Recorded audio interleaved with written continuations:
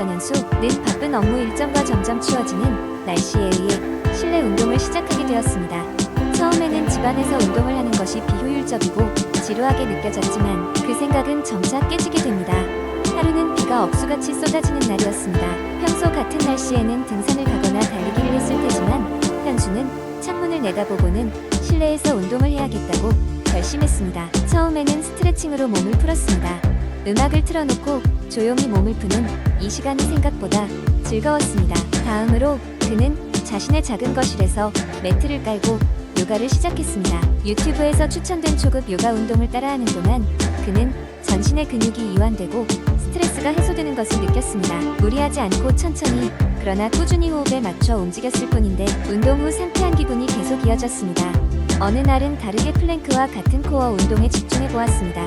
처음에는 몇 초 버티기도 힘들었지만 매일 조금씩 시간을 늘려가며 도전했습니다. 그 결과 그는 약 한 달 후 스스로 놀라울 정도로 코어 근육이 단단해졌음을 실감할 수 있었습니다. 실내에서 운동하는 동안 유산소 운동 부족이 걱정돼 현수는 유튜브에서 찾은 집에서 할 수 있는 댄스, 워크아웃 영상도 따라 해보았습니다. 처음엔 그저 몸치라며 웃던 자신이었지만 음악과 함께 춤추듯 워크아웃을 하다 보니 시간 가는 줄 몰랐습니다. 이 댄스 워크아웃은 그의 심장 박동수를 올리고 깔끔히 땀까지 흘리게 해주었습니다. 결국 현수는 실내 운동이 다양한 만큼 얼마든지 즐겁게 할 수 있다는 것을 깨닫게 되었고 건강과 체력을 유지하는 데 큰 도움이 되었음을 알았습니다. 그는 이제 실내 운동의 매력을 다른 친구들에게도 적극적으로 권장하고 있답니다. 집안에서도 건강하게 살 수 있다 라는 확신 속에서 모든 사람들이 공간의 제약 없이 건강한 삶을 즐기길 바라는 마음으로 말이죠. 두 번째 이야기 일에 치이고 스트레스로 가득한 직장 생활에서도 건강한 생활 습관을 유지하는 것이 얼마나 어려운지 많은 사람들이 공감할 것이다. 그러나 몇 가지 열쇠만 알아두면 직장에서도 건강을 효과적으로 관리할 수 있다. 첫 번째로 계획을 세우는 것이 중요하다. 매일 일정한 시간에 일어나고 잠드는 규칙적인 수면 습관을 가지는 것은 신체 리듬을 맞추는 데 매우 중요하다. 출근 전 5분이라도 스트레칭을 하거나 명상을 통해 차분한 마음가짐으로 하루를 시작할 수 있다. 둘째로 직장에서 움직임을 늘리는 것이 핵심이다.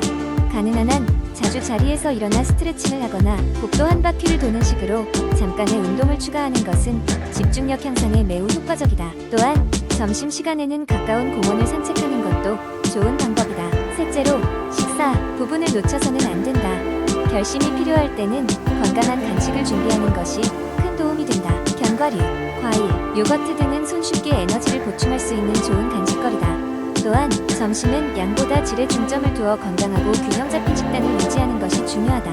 넷째로 정신건강관리도 놓치지 말아야 한다. 일과 중 잠시라도 심호흡을 하거나 간단한 명상 앱을 통해 마음을 다스리는 것이 스트레스 해소에 효과적이다. 또 동료와의 대화를 통해 자신의 기분을 나누고 지원을 받는 것도 큰 도움이 된다. 마지막으로 퇴근 후 시간을 재충전의 기회로 삼아라. 취미 활동이나 운동을 통해 일터에서 받았던 스트레스를 해소하고 자신의 에너지를 다시 채우는 시간을 가질 필요가 있다. 일과 외 시간을 어떻게 보내느냐에 따라 다음날의 컨디션과 생산성이 달라질 수 있다. 이처럼 직장 내에서도 몇 가지 작은 습관만으로도 건강을 증진할 수 있는 방법은 많다. 가장 중요한 것은 이러한 습관들을 생활의 일부로 만들기 위해 꾸준히 실천하는 것이다. 바쁜 직장인일수록 자기 관리에 더욱 신경 써야 한다. 우리의 건강은 모든 것의 기초이자 출발점이기 때문이다. 세 번째 이야기한 때 슈퍼푸드라는 단어를 처음 접했을 때는 그저 그 의미가 궁금했을 뿐이었다. 그러나 시간이 지나면서 사람들은 면역력을 강화하기 위한 여러 가지 방법을 찾기 시작했고 그 중에서도 슈퍼푸드는 단연코 주목을 받았다. 이 이야기는 면역력을 강화하기 위한 다양한 슈퍼푸드들에 관한 나의 긴 여정을 담고 있다. 내가 처음 면역력을 강화하기 위한 슈퍼푸드를 접하게 된 것은 대학 시절 한 친구가 아사히 베리에 대해 이야기할 때였다. 그는 이 작고 검푸른 베리가 놀랍도록 강력한 항산화 효능을 가지고 있다고 말했다. 농축된 영양소 덕분에 아사히 베리는 몸의 해로운 활성산소를 제거하고 면역력 증진에 큰 도움이 된다고 한다. 물론 그가 말한 효능이 얼마나 실제와 부합하는지는 알 수 없었지만 그날 이후 나는 아사히 베리를 포함한 여러 슈퍼푸드에 대해 알아보기로 마음먹었다. 그 다음으로 내 관심을 끈 것은 마키베리였다. 마키베리는 칠레와 아르헨티나의 특정 지역에서만 자라는 진귀한 베리로 아사히 베리보다 더 강력한 항산화제 함량을 지녔다고 한다.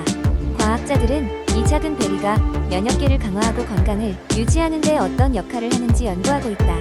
많은 사람들이 마키베리를 슈퍼푸드로 인정하는 이유는 이 놀라운 항산화력 덕분일 것이다.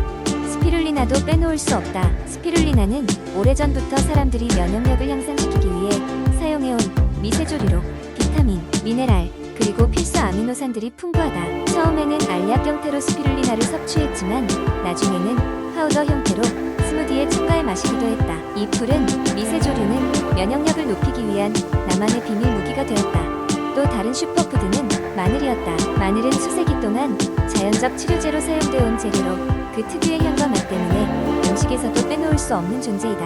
특히 알리신이라는 강력한 성분 덕분에 마늘은 면역세포의 활성화를 도와 감염에 대한 저항력을 높이는 데 효과적이다. 마지막으로 소개할 슈퍼푸드는 강황인데, 강황은 커큐민이라는 성분이 풍부하여 염증 제거에 도움을 준다. 인도에서는 오래전부터 강황을 치유의 황금이라 부르며 약재로 사용해왔다. 나는 강황을 따뜻한 우유에 섞어 마시는 황금라떼를 종종 즐겼다. 이 음료는 아픈 날에도, 그리고 면역력이 떨어졌을 때 큰 힘이 되었다. 나의 슈퍼푸드 탐방기는 계속되었고 매일 새로운 발견으로 이어졌다. 다양한 슈퍼푸드를 통한 경험은 나를 더 건강하고 강하게 만들어주었다. 또한 이 여정을 통해 나는 건강한 식단과 라이프 스타일이 얼마나 중요한지를 깨닫게 되었다. 면역력을 강화하기 위한 나만의 슈퍼푸드 여정은 시간이 지나도 결코 끝나지 않을 것이다. 네 번째 이야기한 때 나는 피부에 대한 고민이 이만저만이 아니었다. 학창 시절에는 청소년기에 접어들면서 여드름이 심했던 시기도 있었고 대학에 들어가고 나서는 밤낮 없이 공부하고 아르바이트를 하느라 피부가 항상 지치고 푸석푸석했다. 이런 나의 피부 고민은 단순히 외적인 문제를 넘어 자신감에도 큰 영향을 미쳤다. 하지만 어느 날 우연히 한 친구의 소개로 피부가 좋아진 이야기를 듣게 되면서 나 역시 변화를 시도해보기로 했다. 가장 먼저 스킨케어에 있어서 중요하다고 생각한 것은 기본에 충실하기였다. 수많은 스킨케어 제품들이 홍수처럼 쏟아지고 있지만 가장 중요한 것은 우리의 피부에 무엇이 가장 필요하고 무엇이 우리에게 잘 맞는지 이해하는 것이었다. 그래서 피부 타입을 정확히 분석하고 그에 맞는 제품을 찾는 것으로 시작했다. 지성 또는 복합성 피부라면 피지를 제대로 조절하면서도 충분한 수분 공급이 가능한 제품을 선택하는 것이 중요했다. 클렌징 단계도 절대 간과해서는 안 되는 부분이다.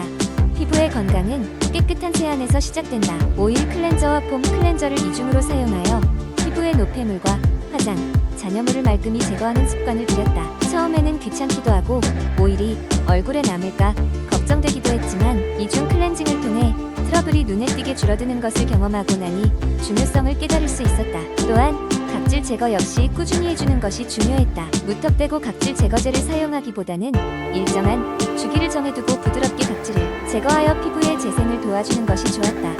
과도한 각질 제거는 오히려 피부에 자극만 줄 뿐이기 때문이다. 보습에 있어서도 두말할 나위 없이 중요했다.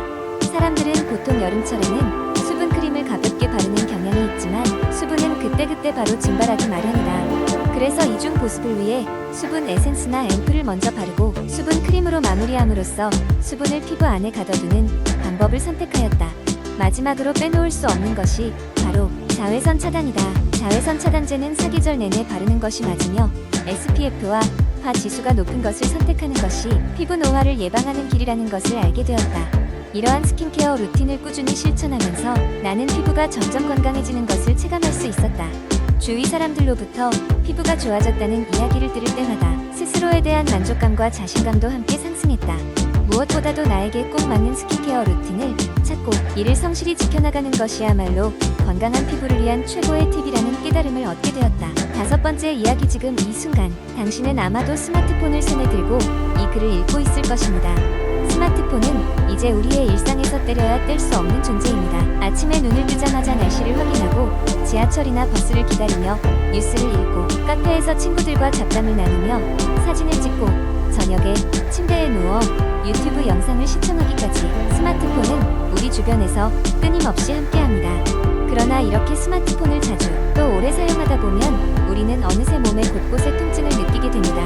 특히 여러 시간을 스마트폰으로 보내는 동안 우리는 그다지 올바른 자세를 취하지 않는 경우가 많습니다. 스마트폰 사용 시 가장 자연스러운 자세는 앉아서 사용하는 것이지만 많은 사람들이 편리함 때문에 소파에 앉거나 침대에 누워 사용하곤 합니다. 작은 화면을 보기 위해 고개를 숙이고 있으니 당연히 목에 무리가 갈 수밖에 없습니다.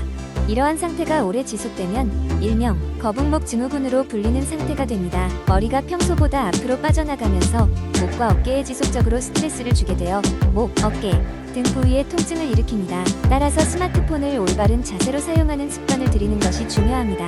우선 앉을 곳이 있다면 등을 곧게 펴고 앉으세요. 그리고 스마트폰을 눈높이까지 들어 올리고 어깨를 내리며 이완시키는 것이 핵심입니다. 목을 쉽게 피로하게 하는 아래로 고개를 숙이는 자세는 가능한 피해야 합니다. 만약 누워서 사용하는 것이 불가피하다면 베개를 충분히 사용하여 고개와 목을 잘 지탱해주는 것이 필요합니다. 또한 30분마다 잠시라도 스트레칭을 통해 몸의 긴장을 풀어주세요. 자주 쓰지 않는 손을 활용하여 손의 피로를 줄이고 손목을 자주 풀어주는 것도 중요한 방법입니다.